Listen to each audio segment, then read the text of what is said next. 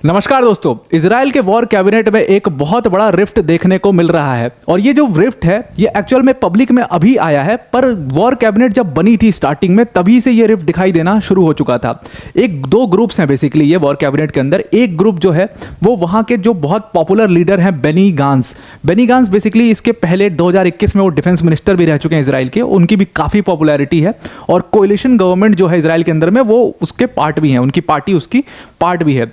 दूसरी तरफ ग्रुप आपको पता ही है बेंजामिन नेतन्याहू प्राइम मिनिस्टर का ग्रुप है और इन दोनों ग्रुप्स में फर्क यह है कि ये दोनों ग्रुप्स के अपने जो आइडियाज हैं इस पूरे वॉर को परस्यू करने के वो अलग अलग हैं। और जो अभी रिफ्ट सामने आया है, जो पूरा पब्लिकली ये रिफ्ट सामने आ चुका है, एक दूसरे को ट्विटर पर क्रिटिसाइज करना, एक दूसरे को एकदम खुले आम पब्लिक डोमेन में आकर के क्रिटिसाइज करना जो शुरू किया है, ये अभी पिछले वीक से ही शुरू हुआ है। और अभी जो ये पूरा आपको एक दूसरे में जो खिंचाव दिखाई दे रहा है ये एक्चुअल में पोस्ट वॉर प्लान्स को लेकर के है। पोस्ट वॉर प्लान्स मतलब कि गाजा के अंदर में एक बार ये वॉर खत्म हो जाता है, एक बार मान लो अगर हमास खत्म भी हो जाता है तो उसके बाद बेंजामिन नेतन्याहू क्या करना चाहते हैं गाजा के अंदर में, किस तरीके से गाजा को कंट्रोल किया जाएगा या गाजा के अंदर में क्या होगा इस वॉर के बाद, तो उसके लिए क्या प्लान्स हैं, उस प्लान को लेकर के इन दोनों ग्रुप्स में आपस में लड़ाई हो रही है और ये शुरू से ही हो रही है। एक तरफ मैंने आपको जैसा बताया कि बेनी गांस है और बेनी गांस के साथ साथ वहाँ के मतलब कि इजराइल के डिफेंस मिनिस्टर जिनका नाम है योआव गैलेंट भी एक बहुत पॉपुलर फिगर है इसराइल के अंदर में, वो है। और दूसरी तरफ बेंजामिन नेतन्याहू और उनके कुछ मिनिस्टर्स दूसरी तरफ हैं। अब योआव गैलेंट का ये कहना है कि बेंजामिन नेतन्याहू ये चाहते हैं कि पोस्ट वॉर मतलब गाजा में एक बार ये वॉर खत्म होने के बाद गाजा स्ट्रिप को रूल करने के लिए हम वहाँ पर मिलिट्री लगा देंगे और सारा कुछ हम इजराइल से ही एडमिनिस्टर करेंगे। वहाँ की मिलिट्री जो हम लगाएंगे अपनी, वो आईडीएफ ही वहाँ पर सारा कुछ एडमिनिस्टर करेगी। योआव गैलेंट ने कहा कि मैं तो जब से ये वॉर स्टार्ट हुआ है तब से ही इस चीज़ के पूरे खिलाफ हूँ, क्योंकि यहाँ पर अगर आप मिलिट्री के थ्रू इस पूरे गाजा स्ट्रिप को हैंडल करने की कोशिश करोगे तो ये बहुत ज़्यादा मिजरेबली ये गलत स्टेप होगा और ये मिजरेबली फेल हो जाएगा एक टाइम के बाद में। और बेंजामिन नेतन्याहू इस चीज़ की सेंसिटिविटी को समझ नहीं रहे हैं और ये बात उन्होंने अब ट्विटर पर आकर के खुले आम बेंजामिन नेतन्याहू को क्रिटिसाइज करते हुए लिख दी है। अब वीडियो में आगे जाने से पहले एक छोटी सी अनाउंसमेंट है अनअकैडमी टीम की तरफ से, दैट अनअकैडमी टीम ने वर्ल्ड अफेयर्स की जो हमारी जनता है उसके लिए 1 घंटे का जियोपॉलिटिक्स की लाइव मास्टर क्लास रखी हुई है। अब ये जो लाइव मास्टर क्लास है ये एक्चुअल में मैं ही लेने वाला हूँ और ये बिल्कुल फ्री ऑफ कॉस्ट है। इस मास्टर क्लास में आपको कई सारी चीज़ें सीखने को मिलेंगी। एक तो हम इस पर बात करेंगे कोल्ड वॉर जियोपॉलिटिक्स के ऊपर, और अगर आप देखोगे कोल्ड वॉर जियोपॉलिटिक्स को, इसको हम काफ़ी डिटेल में डिस्कस करेंगे, क्योंकि जितना भी आज न्यू वर्ल्ड ऑर्डर चेंज हुआ है या जो नई कोलिशंस फॉर्म हो रही हैं, जो नए एक्सिस फॉर्म हो रहे हैं, ये सब यहाँ से इसकी जड़ है। तो अगर आप ये कोल्ड वॉर जियोपॉलिटिक्स समझ जाओगे तो आपको अभी न्यू वर्ल्ड ऑर्डर में क्या क्या चीज़ें हो रही हैं, वो क्यों हो रही हैं, वो समझ में आ जाएगा। तो हम ये दोनों चीज़ें यानी कि कोल्ड वॉर जियोपॉलिटिक्स और न्यू वर्ल्ड ऑर्डर दोनों इसमें देखने वाले हैं। उसके बाद एक बड़ी इंपॉर्टेंट सी चीज़ है कि जियोपॉलिटिक्स से हम किस तरफ जियो इकोनॉमिक्स की तरफ कैसे मूव हुए, वो फिनोमिना समझना बहुत ज़रूरी है। और जियो इकोनॉमिक्स का आज की डेट में रेलेवेंस क्या है उसको भी हम काफ़ी डिटेल में इसी मास्टर क्लास में डिस्कस करने वाले। तो ये master class full packed of knowledge होने वाली है। आप समझ लो कि हम 1940 से स्टार्ट करेंगे और इसको हम लेकर के जाएंगे 2024 तक में। तो ऑब्वियसली ये पूरा टाइम पीरियड कवर करने के लिए तो 1 घंटा काफ़ी नहीं है, कई सारी इसमें मास्टर क्लास लगेंगी। तो उसी कड़ी में पहली मास्टर क्लास है ये जियोपॉलिटिक्स के ऊपर, जो कि वर्ल्ड अफेयर्स चैनल पर की जाएगी। और ये आपको इसके लिए रजिस्टर जो करना है, डिस्क्रिप्शन में एक लिंक दिया है, अनअकैडमी के प्लेटफॉर्म पर ये मास्टर क्लास कंडक्ट की जाएगी। टाइमिंग 21 में 7 बजे शाम को होगी ये मास्टर क्लास, तो इसको आप जरूर से ज्वाइन करिएगा, फ्री ऑफ कॉस्ट इसका रजिस्ट्रेशन है, डिस्क्रिप्शन में हमने लिंक दे दिया है। अब वीडियो पर वापस आते हैं।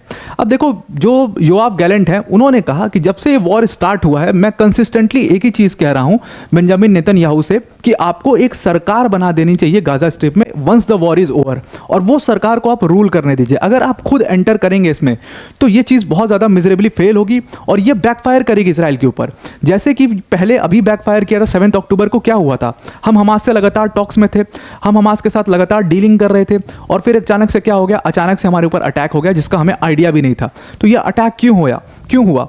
बिकॉज हमने हमास को कहीं ना कहीं एकदम से इग्नोर कर दिया। हम हमास की जो कैपेबिलिटीज थी, जो उसकी अलायंसेस थी दूसरी कंट्रीज के साथ, उसको हम समझ नहीं पाए और इसीलिए इतना बड़ा अटैक हुआ जिसमें हमारे 1300 से 1400 इजरायली सिटीजन्स मारे गए।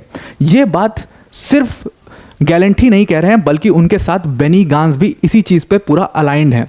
अब दूसरी तरफ अगर बेंजामिन नेतन्याहू की माने तो बेंजामिन नेतन्याहू इस पूरे प्लान के बहुत ज़्यादा खिलाफ हैं। उनका ये कहना है कि हमास ने अटैक इसलिए किया क्योंकि हमास को हमने बहुत हल्के में लिया था, हम लगातार हमास से डायलॉग्स में थे, टॉक्स में थे, तो इवेंचुअली हमास को नहीं करना चाहिए था अटैक, बट फिर भी उसने किया बिकॉज वो एक टेररिस्ट ऑर्गेनाइजेशन है और इन टेररिस्ट ऑर्गेनाइजेशंस का कोई भी, इनसे कोई डायलॉग, कोई टॉक्स नहीं करने चाहिए, इनको पूरी तरीके से निस्तो नाबूद कर देना चाहिए, इनको पूरी तरीके से ख़त्म कर देना चाहिए। इवन उन्होंने आगे जाकर के कहा कि आप गैलेंट को बोला उन्होंने, और ये सारी चीज़ें आप समझ लो बिल्कुल पब्लिक डोमेन में हो रही हैं। उन्होंने कहा कि आप क्या चाहते हो कि मैं हमास्तान को एक्सचेंज कर लूँ और फतहस्तान को सौंप दूँ। तो इसका मतलब उनका हमास्तान और फतहस्तान से क्या मतलब था, मैं आपको समझाने की कोशिश करता हूँ। बेसिकली देखो, क्योंकि गाज़ा स्ट्रिप के अंदर में हमास पूरा रूल कर रहा था, तो उन्होंने कहा कि हमास्तान को अब क्या फतहस्तान से रिप्लेस कर दिया जाए। मतलब अगर हमास ख़त्म हो जाता है, पूरे उसके लीडर्स ख़त्म हो जाते हैं, एज एन ऑर्गेनाइजेशन वो ख़त्म हो जाता है, तो फतहस्तान मतलब कि फतेह पार्टी को, ये वो वहाँ पर बोल रहे थे कि फतेह पार्टी को वो दे दिया जाएगा गाज़ा स्ट्रिप, तो वो भी तो वैसे ही ऑपरेट करेगी बिल्कुल हमास की तरह। अब फतेह पार्टी जो है, फतेह पार्टी का एक्चुअल में जो अगर आप हिस्ट्री देखोगे तो वो भी काफ़ी ज़्यादा बदनाम है। फतेह पार्टी के ऊपर काफ़ी इल्ज़ाम लगे हैं, हालांकि कोई इल्ज़ाम सिद्ध नहीं हुए हैं या किसी भी ग्रुप को डायरेक्ट फतेह पार्टी से नहीं जोड़ा जा सकता है, ये भी मैं बहुत क्लियरली बोल रहा हूँ।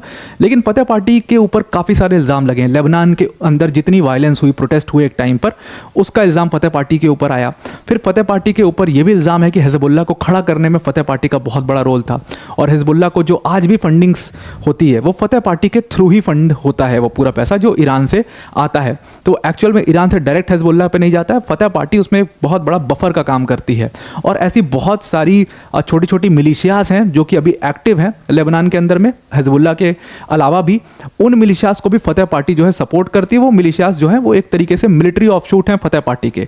तो अगर आप फतेह पार्टी को ये दे देते हो इसराइल, मतलब गाज़ा स्ट्रिप को रूल करने के लिए, तो ये फतेह पार्टी भी हमास की तरह ही रूल करेगी और वहाँ पर भी वायलेंस होगा। और एक दिन क्या होगा, एक दिन फिर से इसराइल के ऊपर अटैक कर देंगे अचानक से, और फिर क्या होगा कि हमारे फिर से जो हमारे इजरायली सिटीजन्स हैं, जो हमारे इजरायली सिविलियंस हैं, उनकी जान खतरे में आ जाएगी। तो मैं इसके लिए बिल्कुल भी तैयार नहीं हूँ। हमास को पूरी तरीके से वहाँ से ख़त्म करना है, और पोस्ट वॉर प्लान ये है कि वहाँ पर आईडीएफ जो है उसको स्टेशन किया जाएगा, और पूरे उस गाज़ा स्ट्रिप में आईडीएफ ही अपना एडमिनिस्ट्रेशन चलाएगी।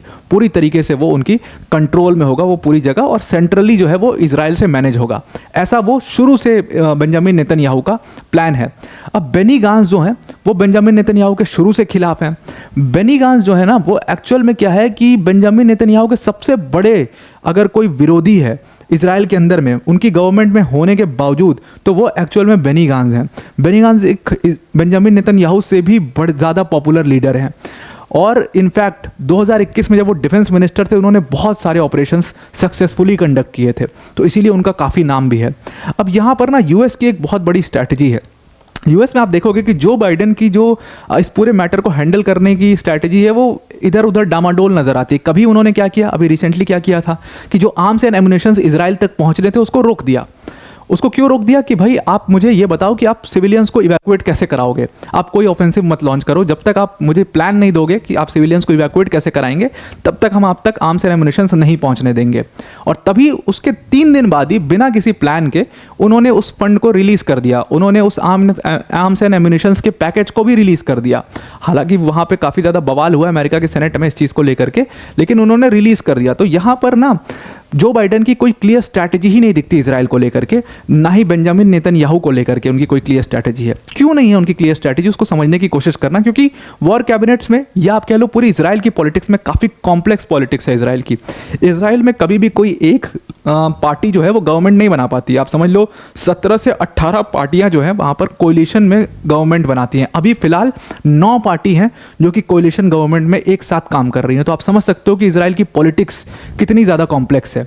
अब इसी कॉम्प्लेक्स पॉलिटिक्स की वजह से क्या हुआ है कि जो 2 ग्रुप्स बने हैं, जो एक बेनी गांज का ग्रुप है, दूसरी तरफ बेंजामिन नेतन्याहू का ग्रुप है, तो कभी जो बाइडेन बेंजामिन नेतन्याहू के साथ टिल्ट हो जाते हैं क्योंकि पॉलिटिक्स उनकी तरफ जा रही होती है, कभी वो बेनी गांज की तरफ टिल्ट हो जाते हैं और इसीलिए पैकेज को रोक देते हैं।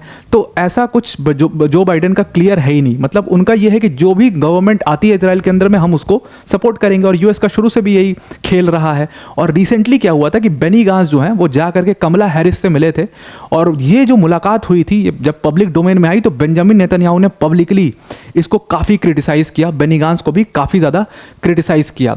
अब अगर इस पूरे दोनों ग्रुप्स की माने तो बेंजामिन नेतन्याहू के साथ पूरा बराबरी में खड़े होकर उनके दो मेंबर्स हैं। एक का नाम है बेन गवीर जो कि उनके नेशनल सिक्योरिटी मिनिस्टर हैं, और दूसरे का नाम है स्मोट्रिच जो कि उनके फाइनेंस मिनिस्टर हैं। इन दोनों ने बेंजामिन नेतन्याहू का यहाँ पर साथ दिया। इन्होंने ट्वीट किया बाकायदे और कहा कि वो डिफेंस मिनिस्टर बेंजामिन नेतन्याहू के ऊपर उंगली कैसे उठा सकते हैं, जिन्होंने खुद 7 अक्टूबर का अटैक हुआ इजराइल के ऊपर, 1200 से 1300 सिविलियंस मारे गए उसमें, और वो डिफेंस मिनिस्टर को उसकी भनक भी नहीं थी। 7 अक्टूबर को अटैक जब कंप्लीट हो गए तब उनको पता चला कि इजराइल के ऊपर एक इतना बड़ा अटैक हुआ है। तो ऐसे डिफेंस मिनिस्टर को तो एट द फर्स्ट प्लेस अपने पोजीशन से रिजाइन कर देना चाहिए, और वो रिजाइन ना करने के बाद वो वॉर कैबिनेट में बैठ करके यहाँ पर रिफ्ट क्रिएट कर रहे हैं, वॉर कैबिनेट के अंदर में अननेसेसरी रिफ्ट कर रहे हैं, जिससे कि जो हमारी फोर्सेस है उनका मनोबल टूट रहा है, उनका मोटिवेशन टूट रहा है। तो ऐसे डिफेंस मिनिस्टर को सबसे पहले एक्सपेल कर देना चाहिए गवर्नमेंट से, या तो उनको खुद ही रेजिग्नेशन देना चाहिए अगर वो अपनी डिसअपॉइंटमेंट को बचाना चाहते हैं। और इसीलिए उन्होंने इसमें ट्विटर पर यह भी लिखा कि वो एक मिजरेबली फेल्ड डिफेंस मिनिस्टर हैं इजराइल के, और इजराइल की हिस्ट्री के सबसे ज़्यादा फेल्ड डिफेंस मिनिस्टर अगर कोई है तो वो एक्चुअल में वही हैं, गैलेंट हैं। और ये जैसे ही उन्होंने ट्विटर पर लिखा, ये सारी चीज़ें पब्लिक डोमेन में आई, लोगों को समझ में आ चुका है कि अब इजराइल की वॉर कैबिनेट में दो हिस्से पूरी तरीके से हो चुके हैं, और एक बार ये वॉर खत्म हुआ तो उसके बाद इलेक्शंस होंगे इजराइल में। अब लेट्स सी बेंजामिन नेतन्याहू उस इलेक्शन में कैसा परफॉर्म कर पाते हैं, बिकॉज उनकी अनपॉपुलैरिटी जो है वो दिन पर दिन लगातार बढ़ती चली जा रही है। नाउ उन लोगों के लिए जो ऐसा सोचते हैं कि अगर बेंजामिन नेतन्याहू हट जाएंगे तो फिर हमास को सपोर्ट मिल जाएगा, या हमास बच जाएगा, या फतेह पार्टी बच जाएगी, या ये सब कुछ हो जाएगा और बहुत सॉफ्ट तरीके से इस पूरे मैटर को हैंडल किया जाने लगेगा, तो ऐसा बिल्कुल भी नहीं है। इजराइल की हिस्ट्री रही है और इजराइल का फ्यूचर भी यही रहेगा कि वहाँ पे कोई भी लीडर आएगा वो फार राइट लीडर ही होगा। कि आपको क्या लग रहा है कि ये बेनी गांस जो हैं क्या ये लेफ्ट के लीडर हैं या न्यूट्रल लीडर हैं? बिल्कुल नहीं, ये भी बहुत बड़े फार राइट लीडर हैं, और ये तो बेंजामिन नेतन्याहू से भी 2 कदम आगे हैं नेशनलिज्म में। तो आप समझ लो कि बेंजामिन नेतन्याहू अगर चले भी जाते हैं तो वर्ल्ड जियोपॉलिटिक्स के ऊपर उसका कोई फर्क नहीं पड़ेगा, वो फर्क सिर्फ इजराइल की पॉलिटिक्स के ऊपर पड़ेगा, लेकिन जियोपॉलिटिक्स के ऊपर उसका कोई बहुत ज़्यादा फर्क नहीं पड़ेगा। जैसे हमास को आज ट्रीट किया जा रहा है, जैसे वहाँ इस पूरी सिचुएशन को हार्डलाइन तरीके से आज ट्रीट किया जा रहा है, वैसे ही बेनी गांस भी अगर वहाँ के पीएम बन जाते हैं तब भी इसको ऐसे ही ट्रीट किया जाएगा। तो इसमें उन लोगों को या जो टेररिस्ट ऑफशूट्स हैं उनको खुश होने की कोई भी ज़रूरत नहीं है, क्योंकि वो टेररिस्ट ऑफशूट्स को ऐसे ही ट्रीट करते रहेंगे बेनी गांस भी, बल्कि वो तो इनसे भी ज़्यादा हार्डलाइन लीडर हैं। तो आई होप आपको ये पूरा आर्टिकल समझ में आ गया होगा, और आई होप आपको एक बार और रिमाइंड कराने के लिए मैं बता देता हूँ कि जो हमारी लाइव मास्टर क्लास होगी ये काफ़ी इंटरैक्टिव क्लास होगी और फ्री ऑफ कॉस्ट इसका रजिस्ट्रेशन है। ज़रूर से आप इस पर रजिस्टर कर लीजिए। यहाँ पर हम कोल्ड वॉर, जियोपॉलिटिक्स, जियो इकोनॉमिक्स और उसके साथ साथ न्यू वर्ल्ड ऑर्डर के बारे में काफ़ी डिटेल में चर्चा करने वाले हैं, और ऐसी कई सारी मास्टर क्लासेस करेंगे। अगर ये आप लगातार सारी मास्टर क्लासेस अटेंड करते हो तो आपको अभी प्रेजेंट डे वर्ल्ड में क्या चल रहा है, कौन सी अलायंसेस बन रही हैं, आगे चल करके क्या चेंजेस हो सकते हैं, वो सारी चीज़ें समझ में आएंगी। 21 मई को है ये सेशन, 7 बजे शाम को।